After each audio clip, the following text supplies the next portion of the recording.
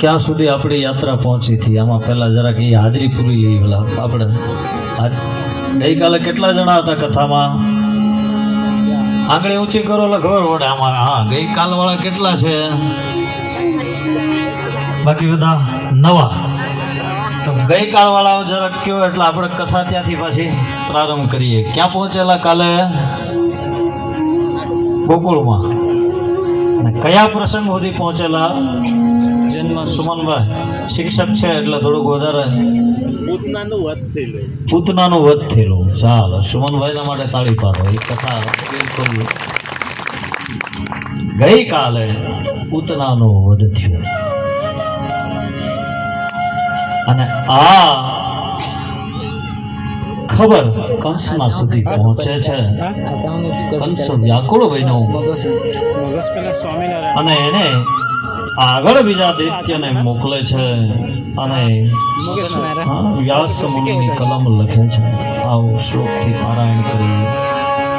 એકદારોહમારૂઢમ અદાલયંતિમ સુતમ સતે ગરિમાણમ શિશોર્વસુ નસે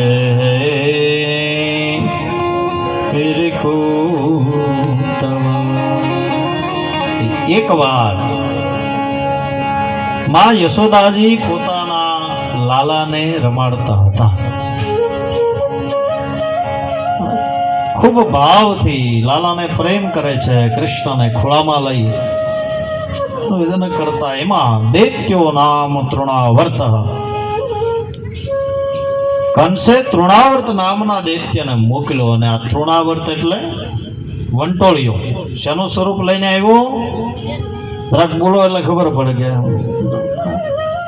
શેનું રૂપ લઈને આવ્યો. છોકરાઓ કેમ નથી બોલતા? વંટોળિયા. હા, એટલે આ વંટોળિયાનું રૂપ લઈ અને તૃણાવર્ત આવ્યો છે. અને આખો જ ગોકુળ જોત જોતામાં ધૂળની ડમરીની અંદર આખું ગોકુળ ઢકાઈ ગયું. ભગવાનને ખબર પડી કે આ તૃણાવર્તનો વધ કર્યો ભગવાને. અને આગળ આવા અનેક દૈત્યો કંસ દ્વારા મોકલવામાં આવે છે અને પરમાત્મા સર્વનો વધ કરે છે. અને જ્યારે આ બધા જ ત્રાસોથી વ્યાકુળ બન્યા, નંદજી એટલે કીધું કે હવે આ ગોકુળની અંદર અનેક દૈત્યોનો ત્રાસ વધ્યો છે, એટલે આપણે ગોકુળમાં નથી રહેવું, પણ આપણે વ્રજમાં જવું છે. અને આ ગોકુળની અંદર પરમાત્માએ ઘણી લીલાઓ, બાલ્યાવસ્થાની બધી અનેક લીલાઓનું વર્ણન છે. ભગવાને ઘર ઘર જાય ગૌરસ ખાઈ, ભગવાને માખણો બધાનું પૂરી કર્યું, પાન કર્યું. અને પરમાત્માએ આ લીલા, ભગવાન કૃષ્ણની જે લીલા છે એનું પણ એક અદ્ભુત દર્શન છે અને એનો પણ આધ્યાત્મિક ઘણા અર્થો છે. ઘર ઘર જાય ગૌરસ જાય, ઘર ઘર જઈ અને ગૌરસની ચોરી કરતા. એટલે ઘણી એક વખત તો બધી ગોપીઓ ભેગી થઈ અને માં યશોદાને કીધું કે દેવી, તમારો લાલો અમારા ઘરની અંદર આવે છે, માટલી ફોડી નાખે, દહીં, છાશ, માખણ, મિશ્રી બધું લઈ જાય ને ખાઈ જાય, ધરાઈ જાય, તો છેલ્લે વાંદરાઓને ખવડાવી દે છે. હા, અને જ્યારે મારા યશોદાને આવું કીધું, માં યશોદા કે મારો કાનો મારા ઘરની અંદર એટલા દ્રવ્ય છે, તમારા ઘરે શું કામ ચોરી કરવા આવે?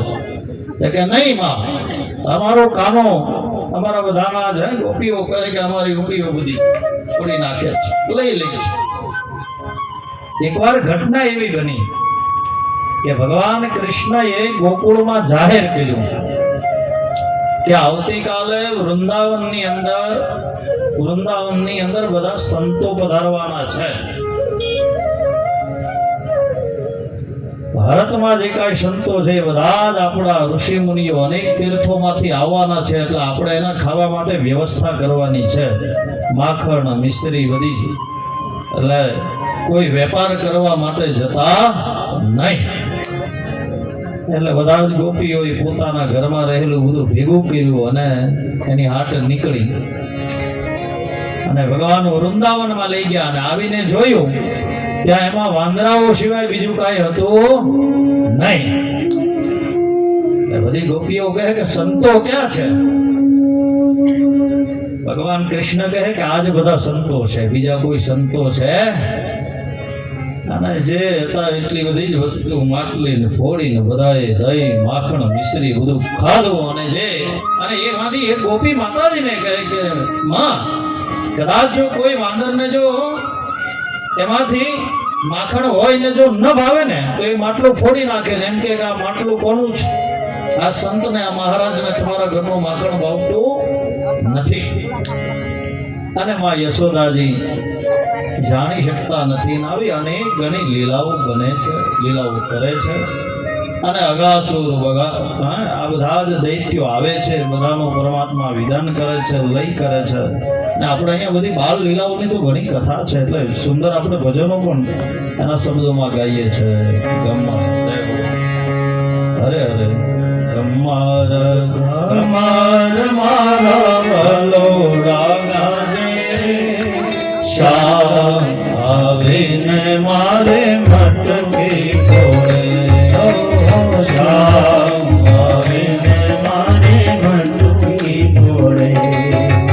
ગમ્માર ગમ્માર મારું વલોડું ગાજે, શ્યામ આવીને મારી મટકી ફોડે. ઓ શ્યામ આવીને મારી મટકી ફોડે. અરે ત્યારે ગામથી અમારા ખૂબ આત્મીય, ખૂબ જ અમારા આત્મીય એવા કિશનભાઈ, હાર્દિકભાઈ અને ભૂદેવ બધા અમારા ઉપર ખૂબ પ્રેમ ભાવ, એટલે એમનો પણ સામેથી ફોન આવ્યો કે અમે સ્વાગત કરવા માટે આવવાના છીએ. બધા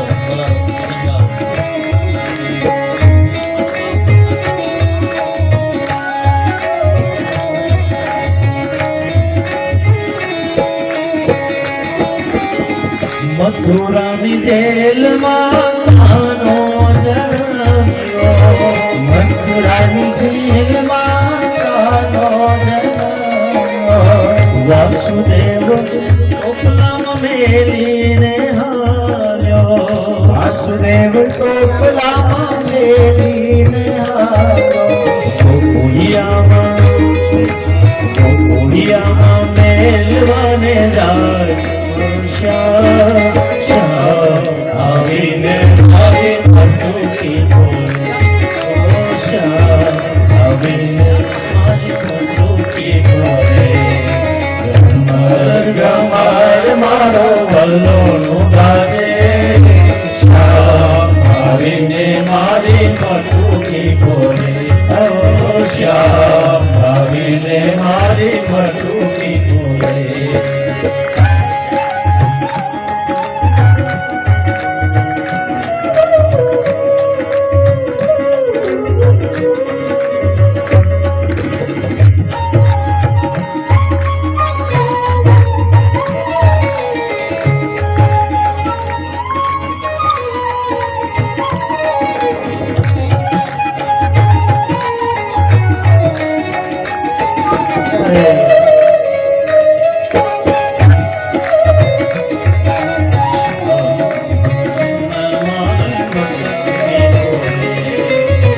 ચાર પાંચ ગોવાળો તોરે મળીને, ચાર પાંચ ગોવાળો તોરે મળીને, એક બીજાની કાંધે ચડી, એક બીજાને કાંધે ચડીને. મટુકીમાં મોરલી હાલે મારો શ્યામ, શ્યામ આવીને મારી મટકી ફોડે, શ્યામ આવીને મારી મટકી ફોડે. ગમ્માર ગમ્માર મારો વલ્લોનું ગાજે, શ્યામ આવીને મારી મટકી ફોડે, શ્યામ આવીને મારી મટકી ફોડે. તો ભગવાને આવી એક વખત ભગવાન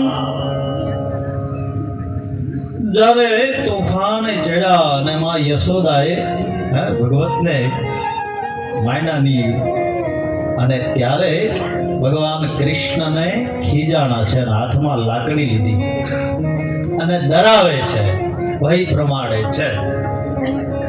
એટલે ભગવાન કૃષ્ણ આગળ ને માં યશોદા પાછળ દોડે, પણ ભગવાન કૃષ્ણ કહે કે પકડાઈ જાઓ, પણ જ્યાં સુધી લાકડી છે ને ત્યાં સુધી હાથમાં આવવું નહીં. લાકડીનો અર્થ આધ્યાત્મિક અર્થમાં અહીંયા દંભ છે, વિકારો છે. એટલે તુલસીદાસજી મહારાજે બહુ સરસ એમના ચોપાઈમાં લખ્યું, નિર્મલ જન મન સો મોહી ભાવા શ્રી રામ જય રામ જય જય રામ શ્રી રામ જય રામ જય જય રામ શ્રી રામ જય રામ જય જય રામ મોહે કપટ છલ છેદ્રન પાવા મોહે કપટ છલ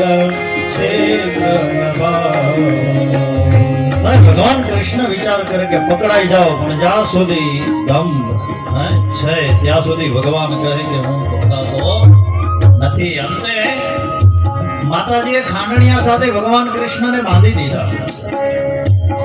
અને અહીંયા પરીક્ષિત મહારાજ પ્રશ્ન કરે કે ભગવાનના દ્વારે જે વૃક્ષો યમલાર્જુન એનો ઉદ્ધાર કઈ રીતે થયો એની કથા છે.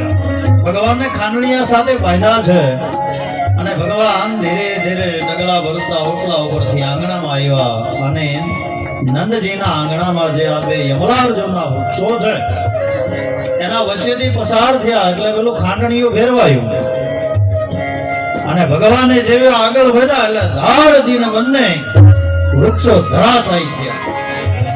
અને ધરાશાયી થયા એટલે એમાંથી બે દિવ્ય પુરુષો ઉત્પન્ન થયા. પ્રાર્થના કરી કે પ્રભુ આપે અમારો ઉદ્ધાર કર્યો. આ કોણ હતા? પરીક્ષિતજી પ્રશ્ન કરે છે કે પૂર્વ અવતારમાં કુબેરના પુત્ર હતા. સંપત્તિના મદની અંદર નારદજીનો અનાદર કર્યો ને એના શ્રાપ આપવાથી વૃક્ષ યોનિમાં જન્મા હતા. પરમાત્માએ એમનો ઉદ્ધાર કર્યો છે. અને બંને પુરુષોએ ભગવાનને પ્રાર્થના કરી. ભગવાન કૃષ્ણ રાજી થયા અને કીધું કે માંગુ શું જોઈએ છે? ત્યારે બંને નલકુબેર અને મણિગ્રીવે કીધું કે વાણી ગુણાનું કથયે શ્રવણો કથાય. કે હે ભગવાન, વાણી ગુણાનું કથયે, કે અમે સદૈવના માટે અમારી વાણી તમારું ભજન કરતું રહે, તમારું સ્મરણ, તમારું ગાતું રહે, જપ કરતું રહે. વાણી ગુણાનું કથયે શ્રવણો કથાયામ, અમારા કર્ણ સદૈવના માટે તમારી દિવ્ય કથા મૃતનું શ્રવણ કરતું રહે એવા આશીર્વાદ આપો. અને મૂળ એ વાત છે કે હરિનામ સંકીર્તનમ યસ્ય સર્વ પાપ પ્રણાશનમ, કે પરમાત્માનું નામ સ્મરણ રટન એ દરેક પાપોમાંથી જીવને મુક્તિ આપે. આ યમલાર્જુનનો બધાનો ઉદ્ધાર કર્યો પરમાત્માએ. એમ જતા આગળ વર્ષા ઋતુનો પ્રારંભ થાય છે. અને અહીંયા નંદ બાબા વિચાર કરે કે આ બધા જ દૈત્યોના વિનાશ, ઘણા કંસ દ્વારા મોકલાયેલા બધા જ દૈત્યોનો નાશ કર્યો. વિચારું કે કોઈ શાંતિપ્રિય જગ્યાએ જઈએ. એટલે બધા જ ગોકુળમાંથી જઈ અને ક્યાં ગયા છે? વૃંદાવનમાં ગયા છે. અને વર્ષા ઋતુ આવી. પરમાત્માએ સુંદર મજાનું પીતાંબર ધારણ કર્યું, માથે મુગટ છે, મોરપીંછ લગાવી અને પરમાત્માએ વનની અંદર પ્રવેશ કર્યો છે. અને સુખદેવજી લખે છે બરહાપીડમ નટવર વપુ કર્ણયો કર્ણિકારમ વિભરગવાસઃ કરકપિશમ વૈ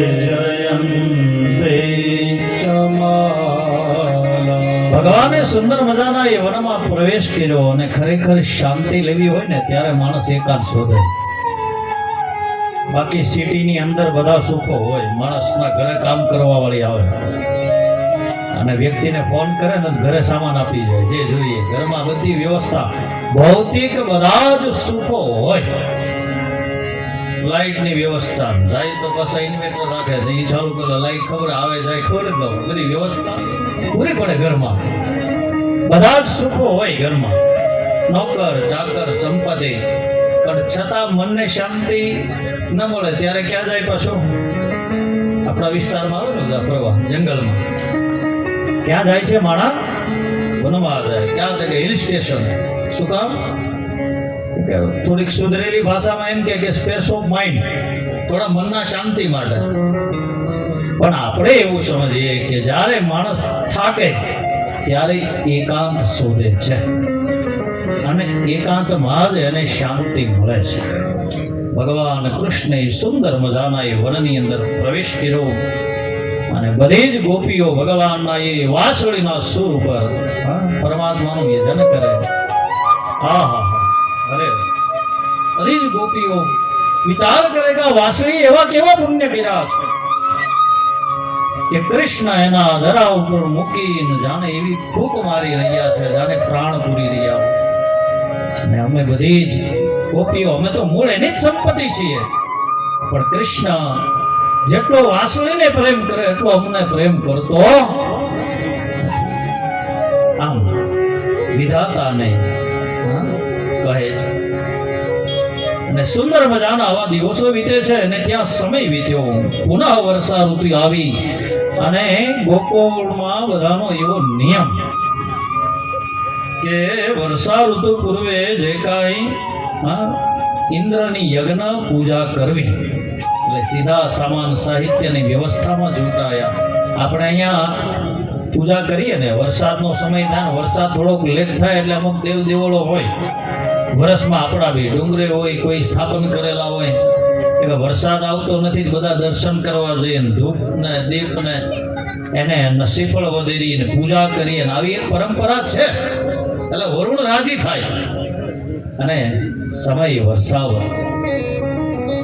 એટલે અહીંયા ગોકુળમાં પણ એવો નિયમ, એટલે બધા ભેગા થયા અને ઇન્દ્રની યજ્ઞની શરૂઆત કરે. એની પહેલા ભગવાન કૃષ્ણએ કીધું કે પિતાજી નંદજીને કહે, કર્મણા જાયતે જંતો કર્મણેવ વિલીયતે સુખમ દુઃખમ ભયમ ક્ષયમાં કર્મણા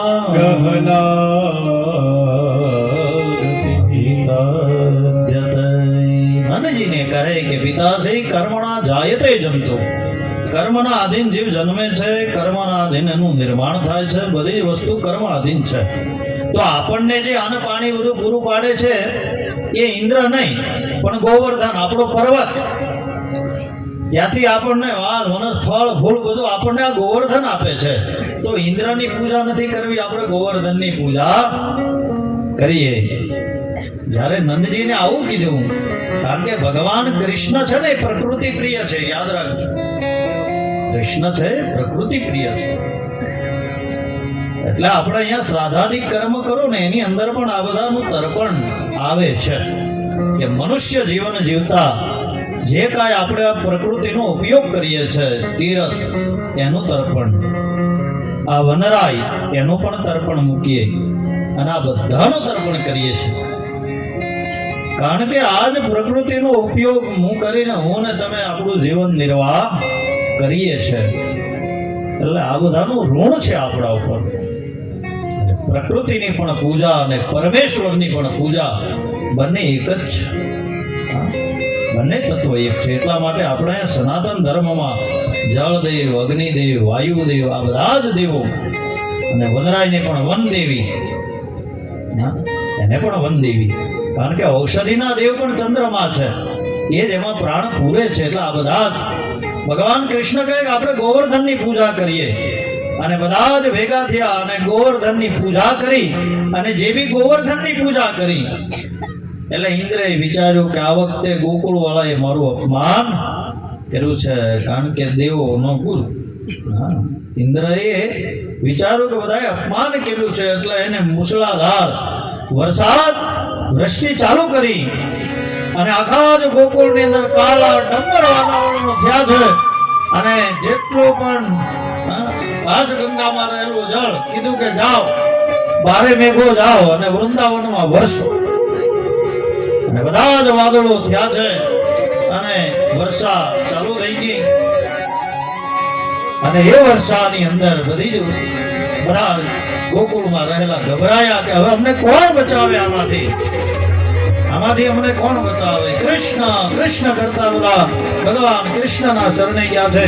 ભગવાન કૃષ્ણ કહે કે ચિંતા ન કરો, જેની આપણે પૂજા કરી છે એ જ આપણી રક્ષા કરશે. અને બધા જ ગોપાળોને લઈ અને ભગવાન કૃષ્ણ ગોવર્ધનની પાસે ગયા અને કીધું કે તમે પ્રાર્થના કરો. આ ગોવર્ધન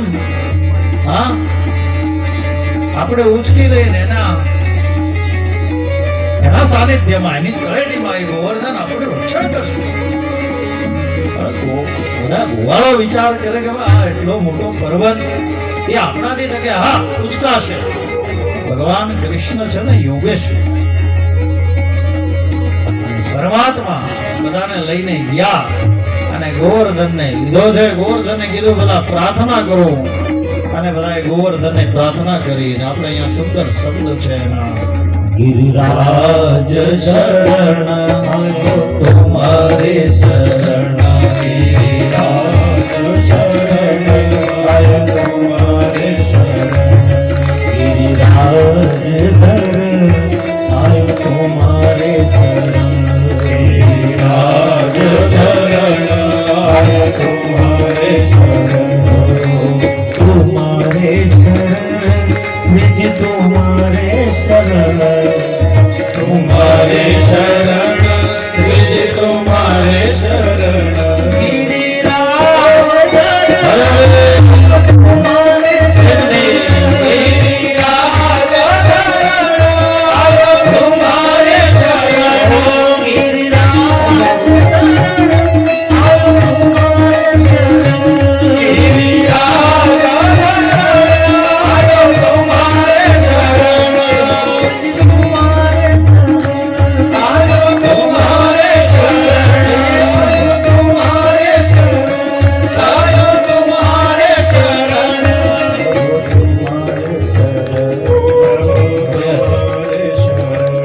गिरिराज धरण प्रभु तुम्हारे शरण.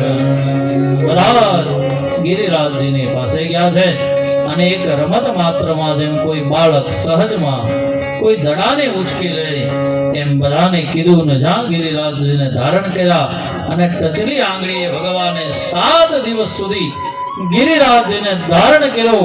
બધા જ ગોવાળીઓને કીધું તમે બધા લાકડીના ટેકા આપો એટલે ગિરિરાજજી ઉભા રહેશે. બધાને એમ છે કે આ બધા અમારા સહારે, પણ ભગવાને ટચલી આંગળી, એટલે જ આપણે અહીંયા આરતીમાં પણ બધું ગાઈએ. ગોવર્ધનને ઉચક્યો ટચલી આંગળીએ. 7 દિવસ સુધી ભગવાને ગિરિરાજને ધારણ કર્યા છે. છેલ્લે ઇન્દ્રના જેટલા ટેન્કરો હતા એ બધા ખાલી થઈ ગયા. ઇન્દ્ર કહે કે હવે વર્ષા લાવી ક્યાંથી? છેલ્લે એને ખબર પડી કે આ કોઈ સામાન્ય નથી, પણ આ સાક્ષાત ભગવાન નારાયણ છે. અને ઇન્દ્રને ક્ષમા માગી કે પ્રભુ મને ક્ષમા કરો. આમ ભગવાનની દિવ્ય લીલાઓ ચાલે છે, સમય વીતે છે. અને અહીંયા રાસોત્સવની કૃષ્ણની દિવ્ય રાસ લીલાઓની કથાઓનું વર્ણન આજે રાસોત્સવ છે ને જે એના 5 અધ્યાય છે. આ 5 અધ્યાય એ ભગવાન કૃષ્ણનો પ્રાણ છે એવું કહેવાય છે. રાસોત્સવમાં આનું દર્શન શ્રવણ એ અનેક જાતનો માણસને પુણ્ય અર્પણ કરે છે, માણસનું કલ્યાણ કરે. કારણ કે આ ગોપીનો કૃષ્ણ પ્રત્યે પ્રેમ નહીં, પણ એક જીવનો ઈશ્વર પ્રત્યેના પ્રેમની શુદ્ધ આ કથા છે. અને ગોપીઓ બધી ભેગી થઈ છે. પરમાત્મા એમનું સ્વાગત કરે છે. ગોપીઓને અભિમાન આવ્યું કે કૃષ્ણ અમારું સ્વાગત કરે, એટલે અભિમાન જોયું એટલે ભગવાન અંતર ધ્યાન થયા. અને પરમાત્મા અંતર ધ્યાન થાય એટલે ગોપીઓ વિરહ કરવા લાગી કે કૃષ્ણ ક્યાં છે. અને એના વિરહમાં જે ગીત ગાયું એનું નામ છે ગોપી ગીત. આવો આપણે પણ 2 શ્લોકનો પાઠ કરી અને આગળ વધીએ. જયતી ધિકૌ જન્મના સયત વિંધ્યા સસ્વદત્રહી દૈત દૃશ્યતા નિક્ષુતાવતા સ્વૈધૃતા સદા. ગોપીઓ કહે કે હે ભગવાન, જ્યારથી તમે વ્રજમાં આવ્યા ને ત્યારથી દરેક પ્રકારની રિદ્ધિ સિદ્ધિ વ્રજમાં વસવા લાગી છે. તમે ક્યાં છો? એના વિરહમાં અમને દર્શન આપો ભગવાન, અમારો પ્રાણ નીકળે છે. ત્યાં એક બીજી ગોપી આવી અને કહે શરદુદાસયે સાધુ જાત સરસી જોગરા શ્રી સુરતનાથ તે શુલ્ક દાસિકા વરદનિયન તો હે ભગવાન, કે કોઈ કદાચ શેઠ ના ઘરે કોઈ નોકર નોકરી કરતો હોય તો સમય એને પગાર આપવો પડે કે નહીં? પગાર ના આપો તો બોલો નોકરી છોડી દે. પણ ભગવાન, અમે તો તમારી કેવી છે શુલ્ક દાસિકા, અમે તમારી પાસે કઈ પગાર લેતા નથી. અમે તો તમારી દાસીઓ છીએ. પ્રભુ પધારો ને અમને દર્શન આપો. અને ત્યાં ત્રીજી ગોપીએ બહુ સુંદર પંક્તિમાં કીધું વિષજલાપ્યયાદ વ્યાલ રાક્ષસા વરસ મારુતા વૈદ્રુતા નલા દુષમયાત્મજા વિષવતો ભયા અરે અરે હે ભગવાન, અમને જો મારવા જ હતા તો વિષ જલાપ્ય યાદ. જ્યારે યમુનાની અંદર એટલું બધું વિષ આવ્યું, પેલો કાલીય નાગ અંદર હતો, તો તમે એમને અમારું એમાંથી કામ અમારું રક્ષણ કર્યું? વૃષભયાત્મજા, એનાથી અમારું રક્ષણ. અગાસુર વકાસુર આ બધા દૈત્યોનો નાશ કરી અમારું રક્ષણ શું કામ કર્યું? છેલ્લે અમને આવા દુર્સન આપીને મારવા જ હતા. અને આવી વિરહની વેદનાઓ નું વર્ણન કરે ને ભગવાન કૃષ્ણ પ્રગટ થયા છે. પરમાત્માએ દર્શન આપ્યા. બધી જ ગોપીઓમાં જાણે પ્રાણ પુરાયો હોય એમ ગોપીઓ પ્રસન્ન બની. અને પછી અહીંયા દિવ્ય રાસલીલાની શરૂઆત થાય છે. અને એક ગોપી અને એક ગાન એવું અહીંયા વર્ણન સુખદેવજી લખે છે કે રાસોત્સવ સંપ્રવૃત્તો ગોપી મંડલ પંડિતા, કે એક ગોપી અને એક ગાન. પણ ભગવાન એકમાંથી અનેક થાય છે. એટલા માટે આપણે કીધું કે હરિવ્યાપક સર્વત્ર સમાન પ્રેમ સે પ્રગટ હોય. પરમાત્મા અનંત છે.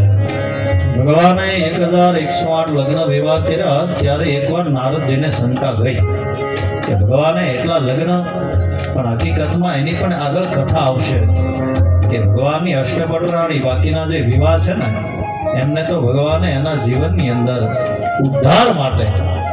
પણ જ્યારે નારદજીને વિચાર આવ્યો કે જો પાણી ગ્રહણ કર્યું છે તો આ બધી ગોપીઓનું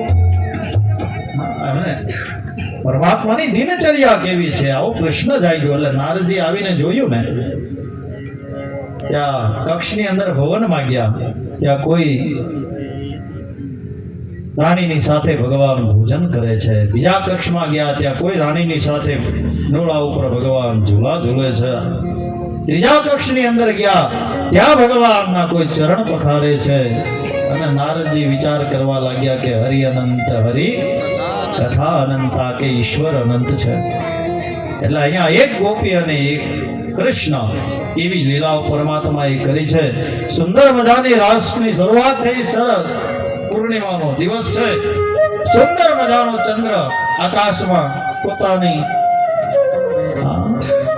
વીજળીઓ વેરીરો છે, ચમક વેરીરો છે. અને એ સમયે ભગવાન શિવને ઈચ્છા થઈ કે હું પણ રાસ રમવા જાઉં. અને મહાદેવ પણ વિચારે છે કે આ હરિની સાથે મને પણ રમવાનો ક્યારે યોગ મળે. અને આ ભગવાનની કૃષ્ણ હરિની લીલા છે. એટલે ભગવાન મહાદેવ દેવીને પ્રાર્થના કરે કે દેવી હું મારા હરિની સાથે જાઉં છું રાસ રમવા માટે. એક વાર સે બોલ ભંડારી वन करके बिहारी गोकुल में आ गए, गोकुल में आ गए. पार्वती ने मना किया पर पार्वती ने मना किया पर रामा ने त्रिपुरारी गोकुल में आ गए, गोकुल में आ गए.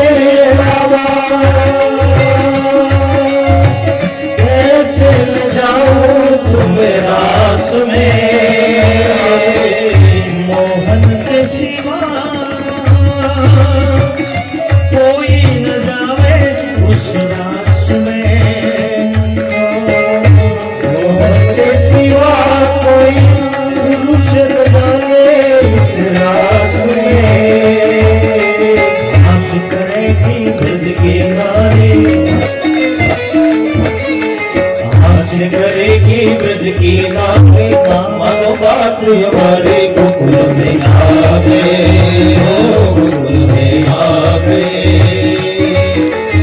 एक बार श्री भोल भंडारी बनकर दिल की हमारे गोकुल में आ गए, गोकुल में आ गए.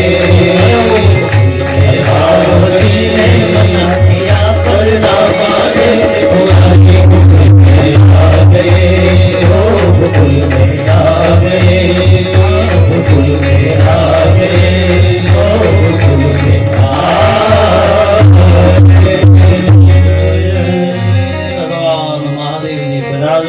સુંદર રાસ લીલાઓનો પ્રસંગ છે.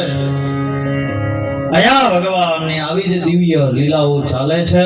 અને અહીંયા કંસના મલયોએ જઈને કીધું કંસને કે મહારાજ તમને મારવા વાળો દેવકી દ્વારા અષ્ટમો ગર્ભ કૃષ્ણ એ ગોકુળમાં છે અને એ જ તમારો કાળ છે. જે માયાએ તમને ચેતવો હતો એ અષ્ટમો ગર્ભ કૃષ્ણ નંદ બાબા અને યશોદાના ઘરે છે. અને આ વાત મળી એટલે કંસ રાજી થયો અને પોતાના સૈનિકોને કીધું એક યજ્ઞનું આયોજન કર્યું ને યજ્ઞ નિમિત્તે અખાડાનું આયોજન કર્યું ને કીધું કે એના અંદર બોલાવું કૃષ્ણ અને બલરામને એ આવે અને યુદ્ધની અંદર મારા મલ્લો દ્વારા બેને મરાવી નાખો. આવા યજ્ઞનું આયોજન થયું.